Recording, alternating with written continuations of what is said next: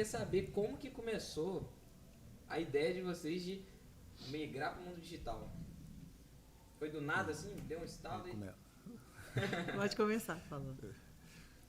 Deixa eu ver. Eu acho que eu fui primeiro, né? Pro digital. Eu comecei como coach de concursos. Ah, é? Um amigo meu, isso lá por volta de 2016. Um amigo telefonou e convidou. Pô, vamos fazer mentoria para concursos. Mas como que é isso? Não, para ensinar as pessoas, a gente monta o plano de estudo para elas, faz o planejamento de estudos, não sei o quê. E eu falei, mas alguém quer esse serviço? Ele falou, não, cara, não, muitas pessoas querem. E eu entrei nessa empresa, né?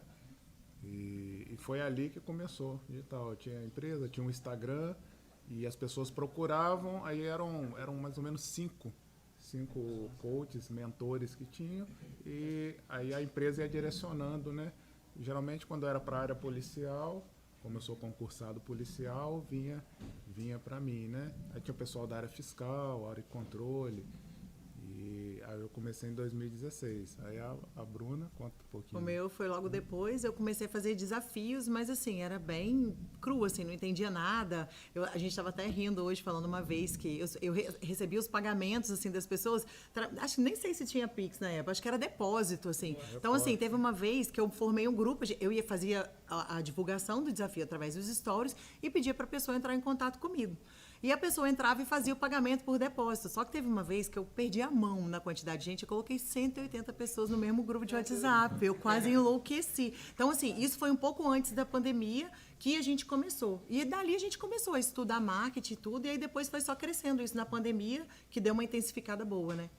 E a Bruna começou já com nutrição mesmo, né? Era desafio de emagrecimento. Isso, já foi na minha área mesmo, né? Na área dela mesmo, né? Eu comecei como mentor, né, de concursos ali, de coach, aí depois fui migrando no meio do caminho do digital ali. Ele não começou com o tráfego, né? Na verdade, ele estudou isso depois. Eu já fui com nutrição mesmo. Os desafios que eu fazia naquela época são os que eu faço hoje. Então, é tudo voltado para a nutrição, mas ele ainda foi se interessando e foi estudando mais outras coisas, né? Ele já quis fazer a parte mais voltada para gestão, né, do produto, saber como é que funciona por trás, né? Não só apresentar o produto em si, né? Sim. Eu já comecei a aprender a parte do backstage, né? Sim. Que a gente fala, a infraestrutura, né? Eu comecei a aprender e me especializei mesmo em tráfego pago. Com um pezinho em estratégia, com um pezinho em copy, né? Que não dá para separar tudo, né? Mas, assim, onde eu sou especialista, estudei a fundo mesmo e operei já em projetos grandes, é tráfego pago. Sim. E o tráfego pago hoje, ele é o principal meio de comunicação para propaganda, né, cara? Tanto para uma pessoa que quer levar seguidores no perfil, quanto para alguém que quer vender um produto online, né? Não, com certeza, assim, e acaba que o tráfego pago, né, democratizou a propaganda, né?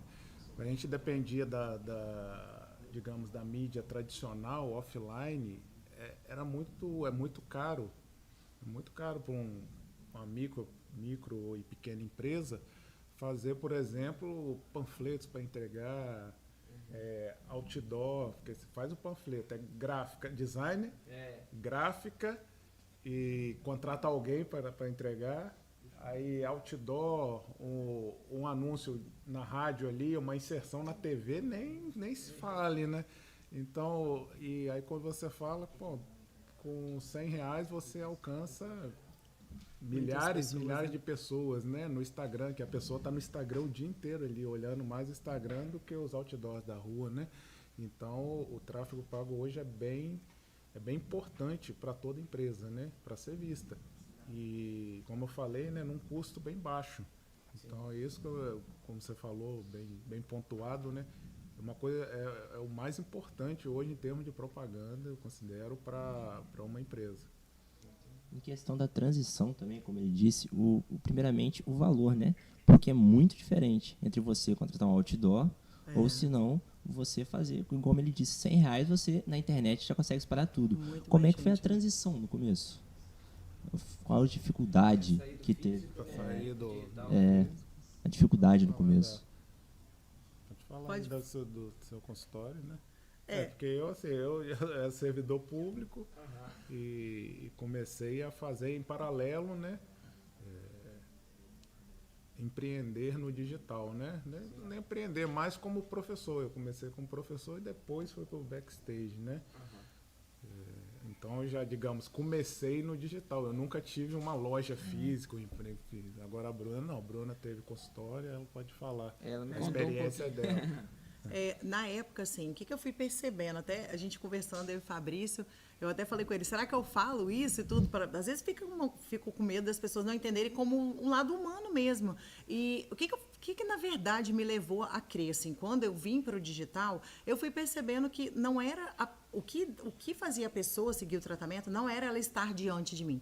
Sabe? Ela seguia aquilo que eu passava. Então, sabe aquele negócio que você fala assim, não fazia mais sentido, eu tenho um consultório porque eu acredito que a pessoa só vai fazer a dieta se ela estiver diante de mim, se ela estiver ali conversando comigo, se ela for me ver, se ela for... E eu fui vendo que não era isso. Então, através dos desafios, as pessoas tinham tanto resultado, até mais resultado muitas vezes, por conta de dar tempo de fazer...